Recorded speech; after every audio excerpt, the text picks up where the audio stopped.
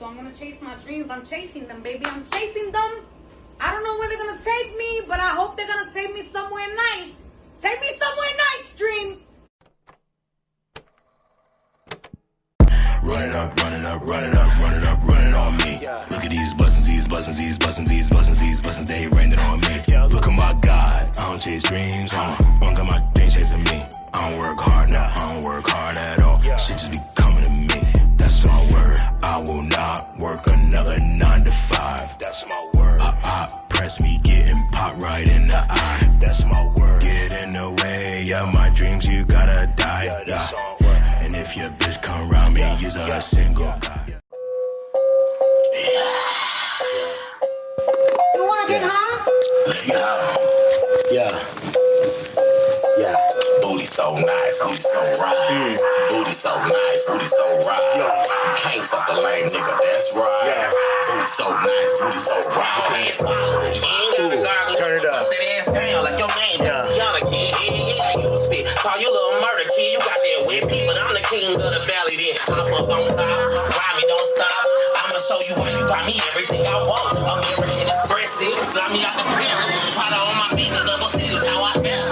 Yeah. Booty so nice, booty so right. Booty so nice, booty so right. So right. Can't fuck a lame nigga, that's right. Booty so nice, booty so right. Yeah, I'm a freak, then. Go ahead and leave shit. Started OnlyFans, making money every week, then. No comparison, you know I'm getting to the end. I'm about to fuck you good, so you know I'm about to fuck you. They say I'm uptight, not really nice, but the way that ass it is just so right. You know, so you right. Fuck them every night. Then drop a stack on anything that I like. Yikes. Who you talking about, nigga? Who we talking about? Yeah. It's so big it can't fit in. Hey, front. Sure, I had to fuck his best friend. Yeah. Got that act right, make him sit tight. The kind of thing that make your exes still wanna fight. Hey. Your buck in the back of the Who's truck. this? Got 45 minutes right before Wow. Fire. Make it clap, I'ma give it a smack. Let me whisper in your ear while you watching your back. Yeah. Booty so nice.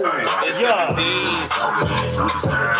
Shout out to 7D, baby. That's right. Shout out to 7D, baby.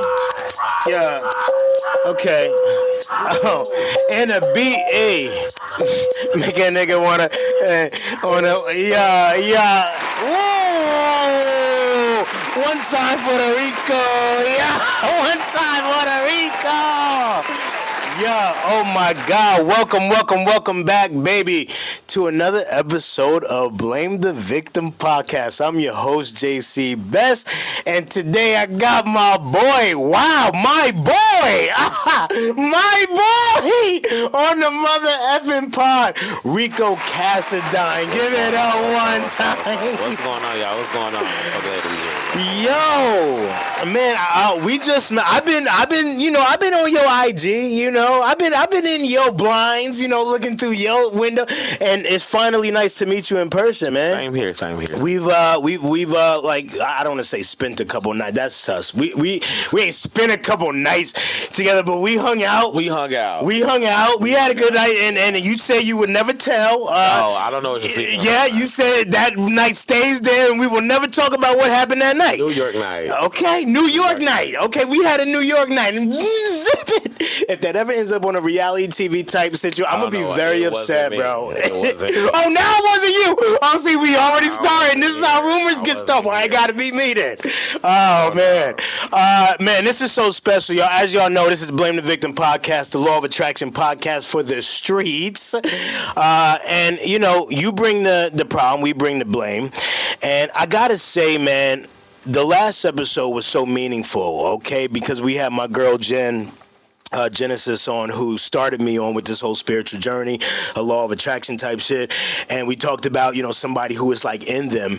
And then I wanted to do something different for this episode, you know what I'm saying? Have somebody on that, frankly, I don't really know how you feel about the law of attraction type. It's really not. We had a conversation and it didn't really like seem like it was your way of life, but this is the funny shit. From what I observed, it's like you live it naturally. Like, you don't got to put a name on it. The way you live, you attract good, positive things to you. I literally noticed it just from seeing you. Would you say that's a fact or no? That's a fact. Yeah, and so there's these people, you know, not everybody talks about, you know, religion or has to put a name on all of these shit. Sometimes people just live it. It's just in them. So I wanted to talk to you, kind of get some of your history, man. Talk about things that's going on in your life, you know, from that perspective, and y'all will see what I'm talking about. Y'all will see what I'm talking about here in just a second. How you doing, my boy? I'm good. I'm chilling. I'm in New York. I'm vibing. It's been a vibe since I've been here. Yeah! I've just thoroughly enjoyed being here. Wait a minute, you from where now? Atlanta, Georgia. Atlanta, Georgia, for the people in the back. And for the people that's trying to be smart, yes, I live on the outskirts of Atlanta, so it's not Atlanta, but College Park is not Atlanta, but... Wait, what that mean? Is there a ghetto? So what, are you trying to say you don't live in the ghetto type shit? Like, well, I don't explain what does that mean? There was a song that came out a while ago called by Amaretta, a rapper from Atlanta, who labeled the parts of Atlanta and who said what's not Atlanta. Oh. So College Park, East Point, that is not Atlanta. Oh. But it is Atlanta. Oh, okay, gotcha. It is what it is. It's type. Okay, but what do you think of New York? Like, be honest about not just this trip in general. What do you think about New York? You fuck with New York or what? Fucks with New York. I fucks with New York hard. Okay. Every time I come up here, I feel free. Like, I feel free. Ooh. I feel like I can be whatever I want to be. Ooh. Like, there's nothing. I've realized there's nothing you just can't walk out the house and wear in New York. Oh, you'll see anything. Is that facts? Can anybody wear anything in New York? Yes. Yes. Okay, that is a fact. Yeah, people be wearing some wild-ish in New York. Like, that's true. I would think twice about wearing certain things if I step out the house back home. Right. But here, I can step outside and be like, I don't give a fuck. Bitch. Yeah. And we were at your performance on Thursday night in New York City at Rock Bar. The Rock Bar. Yes. And where you shout out Bryce. Shout out Bryce for bringing me up. Yo, Bryce Quartz. Bryce Quartz is in a building too. We gonna have people in the future. We don't just put people on the camera, right? We got to give them a proper introduction. But Bryce, I guess, put on this show, and you that were there, and you freaking slit, like, really tore it down. Had a great time. Gave him great energy, and during before the performance, you was talking about there was like a vendor who had different types of crazy outfits. Yes. And you were talking about where it was like the ass was out. Hold up, wait a minute. It was okay. So it was like a harness and underwear type deal. Like, okay, so he's bringing up my business, but am I going too deep? Because I said we wasn't gonna go talk about this shit on Thursday night because I didn't have that much of a graceful night either, you know. But I have an underwear fetish. Like, we're getting to the important things. I love cute looking underwear, nice. And you know, it was sexy. Like this little cross top with you know this little sun wheel in the back. Oh, sun wheel. So I mean, yeah, and you would do that in New York. I was at home. Oh, you would do that in ATL? Anytime. Okay, so you just wild. You just a wild boy. For any man that likes underwear, please hit me up. You like New York? You feel free. Do you see yourself in New York at a future time? I definitely could see myself being here for a little minute. Yeah. Really? Yeah. Wow. And when you say that, is this something like you feel like, nah, it's going to happen, like we going to make it happen, or is this something like, let me just see where the wind blows type is? Like how do you feel about? Because it seems like it could happen. You want it to happen. How do you go about making it happen? It's a 50-50. Like, nice. Yeah, it's definitely sometime soon, but it's also let's see where the wind. Yeah. Okay, so again, here we go. This is evidence part one. This is why I say my boy lives the law of attraction.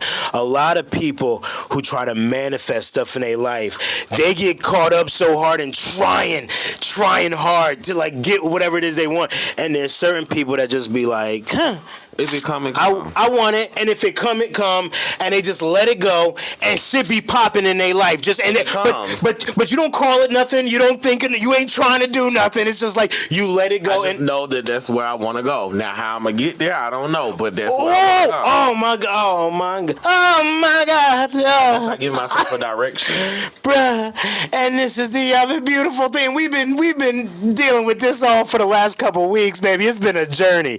You don't think of how this shit is gonna happen. You think in the end. The end is I'm gonna be in New York, or I'm gonna be a star, or people. I'm gonna have a platform. Whatever it is your goal is, right? And you see yourself and you feel yourself in the end. You don't worry about how it's gonna happen. Because then that's going resistance, and then momentum is going to be fucked up. Then you're going to be starting and stopping. Then you're going to not believe in yourself, Yeah. You psych yourself out, bro. Yeah. And as much as I be up here, it's like I feel like I live up here now. But, right. I mean, obviously something's moving me up this way. I keep coming. Yeah. When it comes to entertainment, man, you've been in the game for a long time in a myriad of ways, right? Yeah. Have you ever talked publicly about all the things you've done entertainment-wise? No, I never think I've just sat and talked about it. Okay. No. And it's not on you too, because if you don't want to, you don't have to. But it feels like to me that I'm sitting next to somebody who has been a star, has had energy in them where you should have, I don't want to say should have been on. You're on. It feels like you're on, right? It feels like you're on. I can say that. Have you always wanted to be an entertainment singer, a star, or whatever? Ever since I was a child, I always tell my mom, I'm going to be famous. I don't know for what. I'm going to be famous. I'm just going to be famous. I know that I'm meant to be famous. I was in high school practicing taking a good high school photo just because I knew they would have to probably one day go back and look at my high school pictures. So I always make sure I stay perfect. I always studied, watched and studied entertainment and gestures and movements. And, I mean, I went to college for artist development and theater. Being famous was something I don't know how it was gonna happen, but it was something I was gonna be, and I'm still don't know how I'm gonna be. Got that same energy. It's getting hella closer. Ooh, got that same energy. Yeah, and famous don't know how. So you do a myriad of things. Like you are a rapper. Yes. Okay. You are an actor. Yes. Yeah. You are an actor. I don't want to say. How can I say this? You are I don't know what they call reality. Reality personality. You are reality. Definitely reality personality, which is valid. Okay, because it's real. I'm the same on and off. Okay, so I'm real. I don't know about the mother. Okay, and you do have done myriad of things. So you feel like whatever pops off you, that's the lane you go on, rock with, basically. It's not like do you identify as one of those things more than the other? No, I don't. Okay.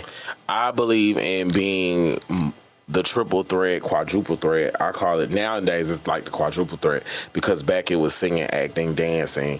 But now it's rapping, personality, influencer, dancer, actor, model, business owner. You gotta have everything to be considered doing it nowadays. Right. And I don't be knowing what I be doing. I tell the truth. I don't. I just stayed out there, hey, I want to do this. And I just somehow end up figuring my way out through it, and it works out. Okay. Anything I put myself to, I'm going to work hard at. You don't be knowing. You just be feeling natural. Yeah. You just be feeling natural, bro. And it works for you. Things have been going good for you. Yes, it is. Yeah, I'm so excited. Yeah.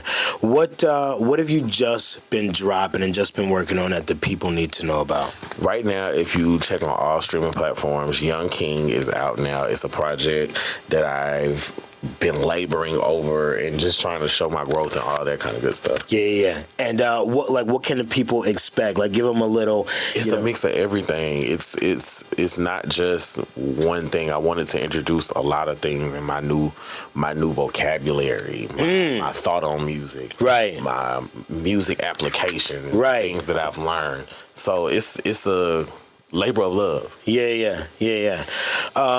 Bro, this is the type of shit that I want to focus on, is feeling this shit. And I feel like you got that, bro. Like you feel it. I feel good things for you, my boy. I really do. Yeah, so keep feeling, man. This is a short episode. I'm upset. I wanted it to be longer, man. We just in the studio just kicking up spit. Actually, me and Rico got a new song coming out. You know that? We just did a little something, 1, 2, you know, coming to called Run It Up. You know, look for that, you know. But this has been another amazing episode of Blame the Victim podcast. I've been your host, JC Best. This is my special guest, Rico Cassadine. Yeah. And we will be back next week, baby.